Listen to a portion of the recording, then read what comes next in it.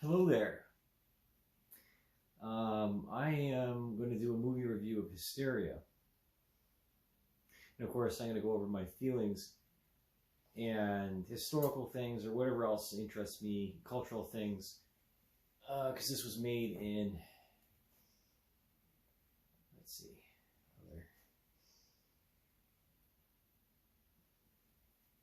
Hysteria was made in 2011.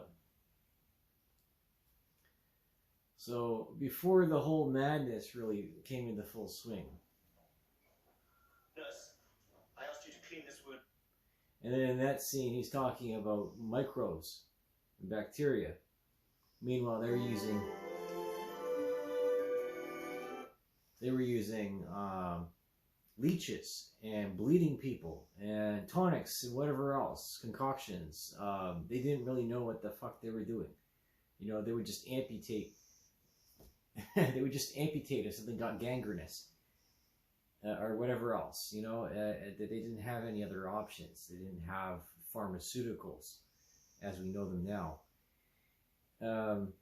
You know, they had cocaine. They had heroin. Those things they had, you know, marijuana. Yeah, they had those things. Caffeine. Yeah, they had those things, and they definitely used them. They used them quite a bit. And again, alcohol, tobacco, tea, even. You can get high temporarily if you get the right strain of tree and just rub tea and rub it together, because it's what's it? It's aromatic. That's it. And it's funny, you know, I wonder if this is a reference or not, 2011. Probably not, to, what's it? Florence and the Machine. My boy builds coffins. And then the main character is housed up with one. I guess it's his best friend or his rich, extremely well off friends. You know, takes him in, and he's going around with these different electronic devices. So again, it's right at the beginning of electronification. You know, so the one he's fooling around with is a feather duster on a motor, you know, with a handle on it, and he's trying to figure it out. But like, you know, again, hysteria is about the female orgasm, and what it doesn't really explain is that the hysteria comes from the sadness of not having a child. You know, that's what happens when women don't have orgasms and they don't have children. They become mentally unstable, and that's the truth. And the same goes for men, is that we become mentally unstable. And so he's going about all this psychology, sorry, not the psychology, but he's going about his field of medicine, right? And in trying to relieve this issue, right? Because, well, we didn't know as much about sex as we do now. And again, this is a repressed, they say repressed, but highly conservative. Because the thing is that you got this the same era, hysteria, same area as the Opium Wars and colonialism. So, you know, and they didn't place as much weight on the prominence of smut and porn within the English culture, because, well, it was Protestant and Catholic, right? And neither of those were Anglican, right? Anglican being the Church of England, if I remember correctly. Being rather reserved, and, you know, again, they didn't just throw. You got to think of that. You know, having a child was an immense and costly endeavor, as it is now. You know, and I'm trying to draw these parallels here, not necessarily to myself and this doctor concerning female orgasms, But nonetheless, I'm talking about something within the history of propaganda that is not immediately known to the majority of people. And then when I talk about it with lay people, or even with faculty, you know, actual professors, they look at me with a blank face, and they respond to me with silence, because it's in confrontation with everything that they've learned and everything that they're paid for to research, and whatever else they're being persuaded and pressured to put out there in order to maintain their positions as research professors, or as tenured professors, or even contract professors. And you know, there's a lot of doctors out there, you know, non-medical doctors, professors, that don't have full-time positions. They don't. And they can't make enough to make ends meet. And I know this story well because, well, I've known, and I was friends with, and still am friends with, people within the academic realm.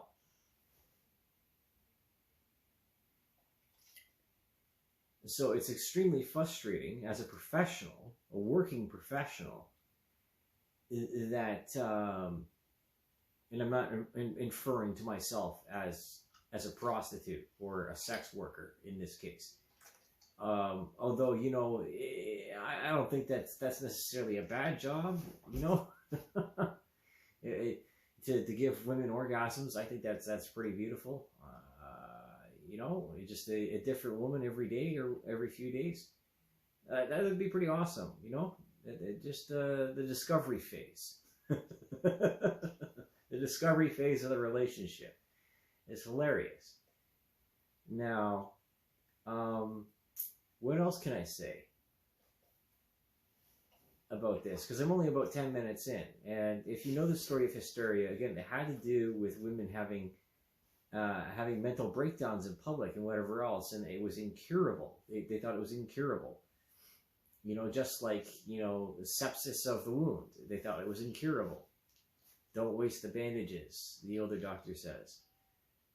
And the younger one is actually reading the science, reading the papers, and knows what's exactly what's going on.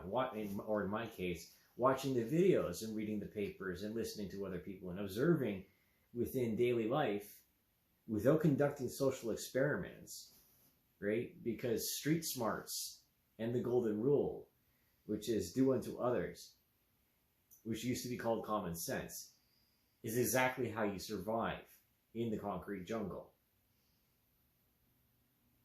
We'll come back to this once I find another position in this movie that satisfies me.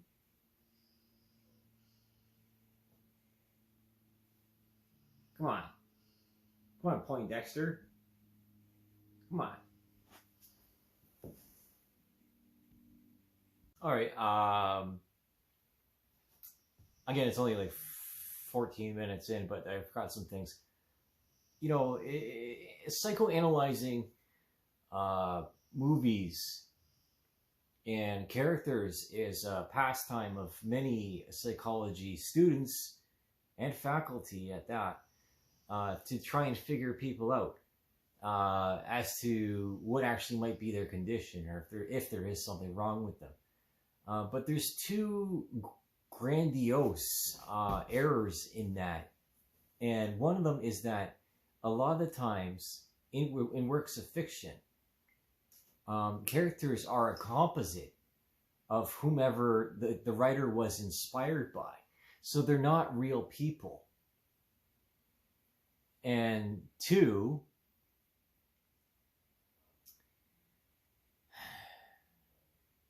you know, it's a work of fiction. So, you know, any kind of basis that a basis of concocting some sort of diagnoses or evaluation or even treatments from the movies and TV series, which is what a lot of people do because they're inept and they're incompetent and because they bleed fantasy into reality. They no longer have a good grip on what's real and what isn't, especially within the hall of mirrors that happens to be the post-internet epoch.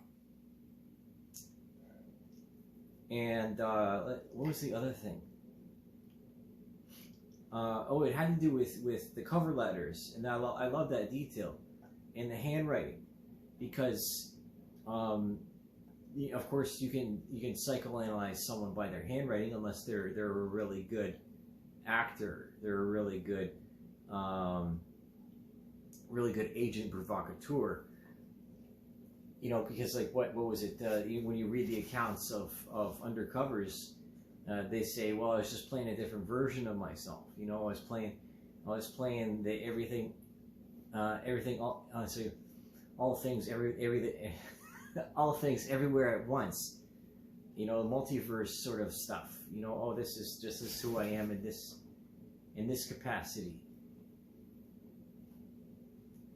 And the thing is that the evolution of evaluations and how we judge people, and that handwritten cover letters were essential for intelligent people because it showed that you were literate and that you could actually write cursive.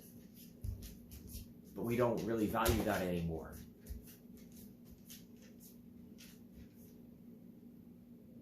What do we value in our society in 2024?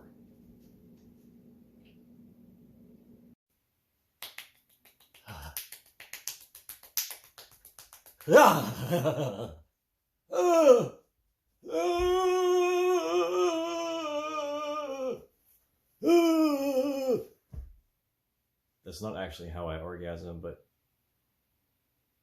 whatever. I finished this movie. It didn't finish me off.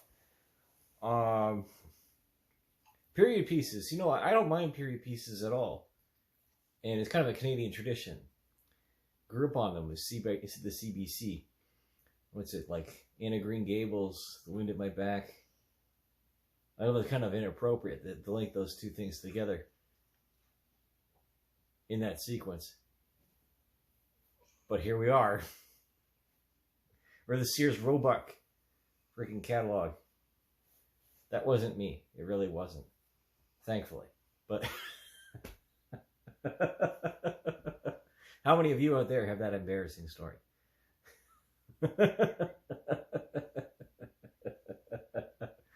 Oh my Lanta. Now, I don't find toys threatening in the bedroom. I really don't.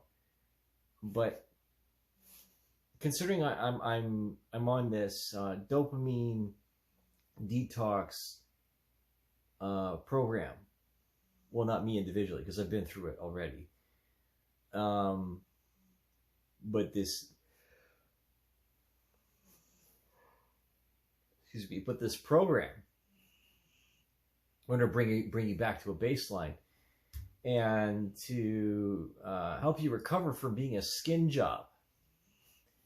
That's a terminology used by women against men whom are very stoic or very reserved in their emotions.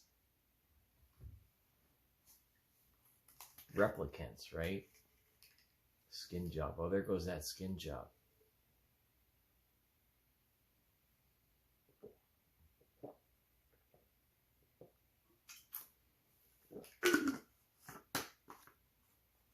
Now I might be a little bit behind the times,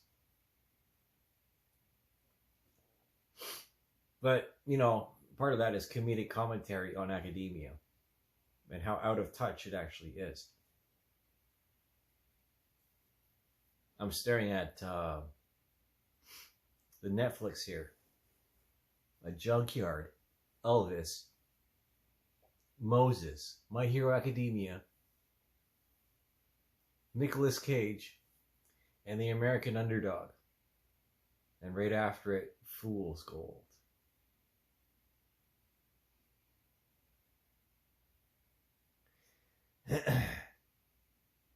What do I have to say? Good production, good movie. I liked it. I recommend you go and see it. I mean, it's right there. Everything you'd ever want, you know. A display screen, ready access to the internet, and a vibrator. Incel came from femcel.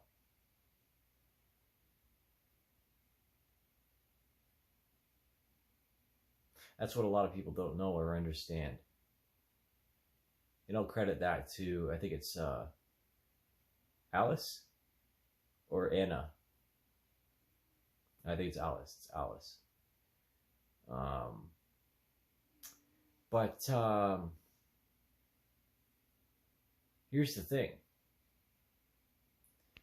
Is that, you know, again, the society is supposedly sexually repressed, but they were very conservative. We don't see them as people anymore. We see them as stories, right? We see their firsthand accounts as stories, and so they're not completely factual, or there's details missing.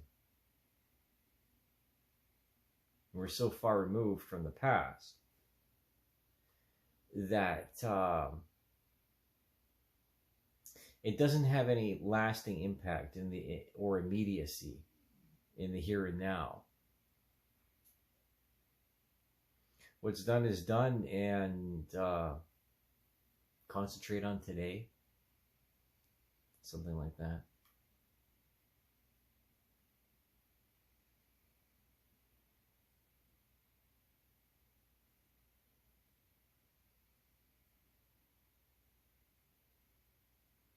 I like Maggie in this.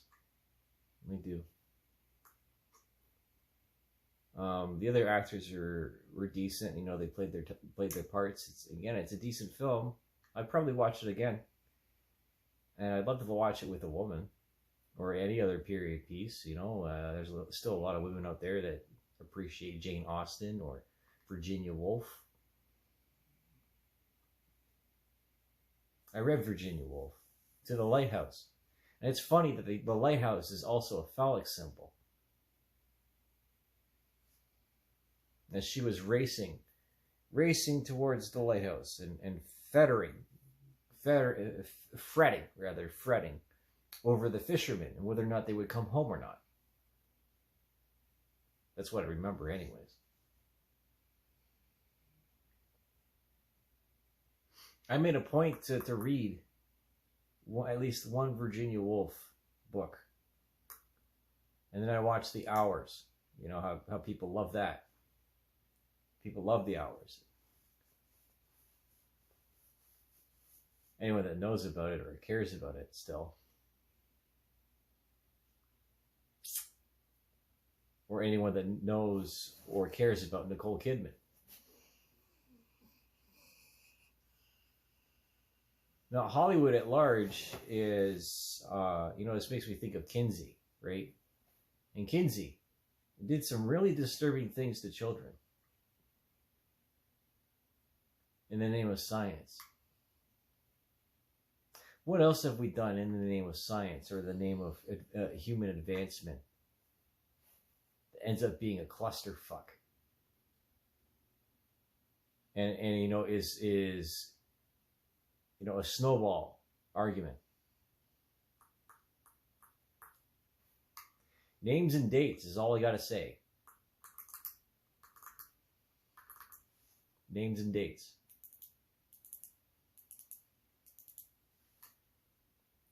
Who, what, when, where, why, and how.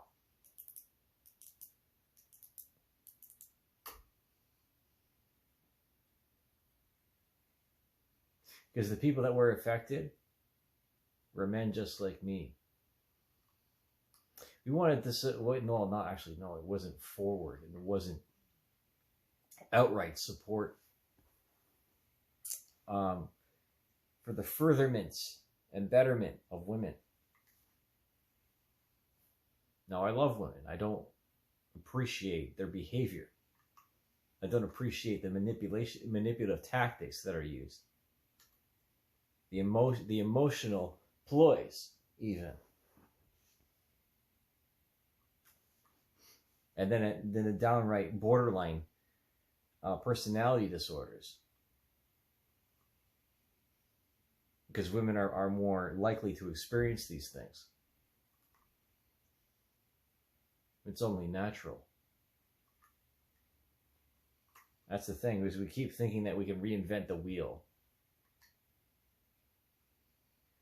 But the best solution for most women and for most men, well, for women, is to receive a good deep dicking. And what did Charles Dickens, you know?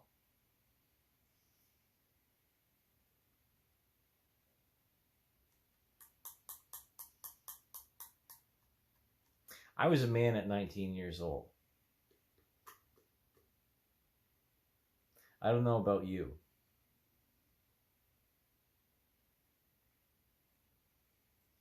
Go watch this movie.